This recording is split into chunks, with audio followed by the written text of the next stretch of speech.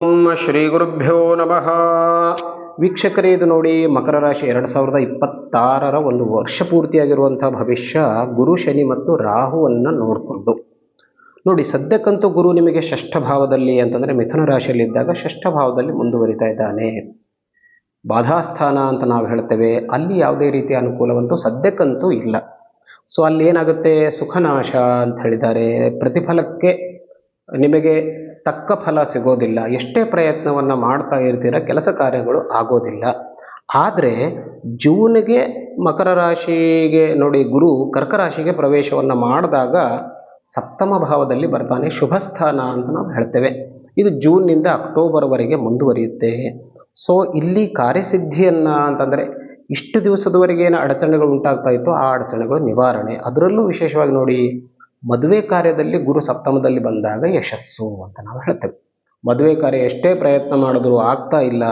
So ಈಗ ಸ್ವಲ್ಪ ಜಾಸ್ತಿ ಪ್ರಯತ್ನವನ್ನು ಮಾಡಿ, ಖಂಡಿತವಾಗಿಯೂ ಆಗುತ್ತೆ. ಅದಾದ ನಂತರ ಸ್ವಲ್ಪ ಮಟ್ಟಿಗೆ ಗುರು ಸಿಂಹರಾಶಿಗೆ ಪುನಃ ಪ್ರವೇಶವನ್ನು ಮಾಡಿದಾಗ ಅಷ್ಟಮ ಸ್ಥಾನದಲ್ಲಿ ಮುಂದುವರಿತಾನೆ. ಅಲ್ಲೂ ಕೂಡ ಸ್ವಲ್ಪ ಮತ್ತೆ ಹಿನ್ನಡೆ ಆಗುವಂಥ ಸಾಧ್ಯತೆ. ಅಶುಭ ಸ್ಥಾನ ಅಂತ ಹೇಳಿದ್ದೇವೆ ನಾವು, ಷಷ್ಠಾಷ್ಟಮ ವ್ಯಯಗಳು ಅಂತ, ಗೊತ್ತಾಯ್ತಾ.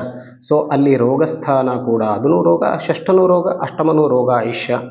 ಅಲ್ಲಿ ಸ್ವಲ್ಪ ಶರೀರಕ್ಕೆ ಸಂಬಂಧಪಟ್ಟಂಥ ಹಾನಿ, ಆಕ್ಸಿಡೆಂಟ್ ಆಗುವಂಥದ್ದು ಅಥವಾ ಆಪರೇಷನ್, ಇಂಥ ಕೆಲಸವನ್ನು ಗುರು ಸ್ವಲ್ಪ ಮಟ್ಟಿಗೆ ಮಾಡಬಹುದು.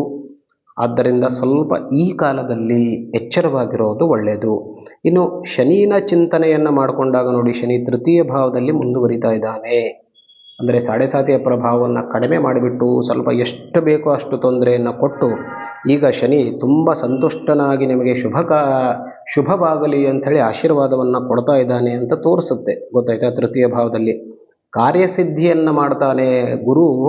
ಕಾರ್ಯಕ್ಕೆ ಅಡಚಣೆಯನ್ನು ಉಂಟು ಮಾಡಿದ್ರೆ ಶನಿ ಪ್ರಭಾವದಿಂದ ನಿಮ್ಮ ಜಾತಕದಲ್ಲಿ, ಮೂಲ ಜಾತಕದಲ್ಲಿ ಶನಿ ತುಂಬ ಚೆನ್ನಾಗಿದ್ದರೆ ಗುರು ಪ್ರಭಾವವನ್ನು ಕಡಿಮೆ ಮಾಡಿ ಶನಿ ಪ್ರಭಾವವನ್ನು ಜಾಸ್ತಿ ಮಾಡ್ತಾನೆ. ಎಲ್ಲ ಕೆಲಸ ಕಾರ್ಯಗಳಲ್ಲೂ ಯಶಸ್ಸಾಗುವಂಥ ಸಾಧ್ಯತೆ. ಶನಿಗೆ ಸಂಬಂಧಪಟ್ಟಂಥ ವ್ಯಾಪಾರಾದಿಗಳನ್ನು ಮಾಡ್ತಾ ಇದ್ದರೆ ಅಂತಂದರೆ, ಲೋಹದ ವ್ಯಾಪಾರಗಳನ್ನಾದರೂ ಏನಾದರೂ ಮಾಡ್ತಾ ಇದ್ದರೆ ಅದರಲ್ಲಿ ತುಂಬ ಪ್ರಗತಿಯಾಗುವಂಥ ಸಾಧ್ಯತೆ. ಆದರೆ ರಾಹು ಏನು ಮಾಡ್ತಾ ಇದ್ದಾನೆ ಅಂತಂದರೆ 2ನೇ ಸ್ಥಾನದಲ್ಲಿ, ಯಾಕಂದರೆ ಕುಂಭರಾಶಿಯಲ್ಲಿ ಇರ್ತಾನೆ, ನಂತರ ನಿಮ್ಮ ರಾಶಿಗೆ ಬರ್ತಾನೆ. ಸೊ ಈ ಒಂದು ವರ್ಷ ರಾಹು ಉಪದ್ರವ ನಿಮಗೆ ತಪ್ಪಿದ್ದಲ್ಲ. ಇವರೆಲ್ಲರೂ ಕೊಟ್ಟರೂ ಕೂಡ ರಾಹು ಸ್ವಲ್ಪ ಎಲ್ಲ ಕೆಲಸದಲ್ಲೂ ಲಾಸ್ ಮಾಡ್ತಾ ಇರ್ತಾನೆ. ಯಾಕೆಂದರೆ 2ನೇ ಸ್ಥಾನ ಅಂತಂದರೆ ಧನಸ್ಥಾನ ಮತ್ತು ವಾಕ್ಸ್ಥಾನ ಅಂತ ನಾವು ಹೇಳ್ತೇವೆ, ಹೌದಾ.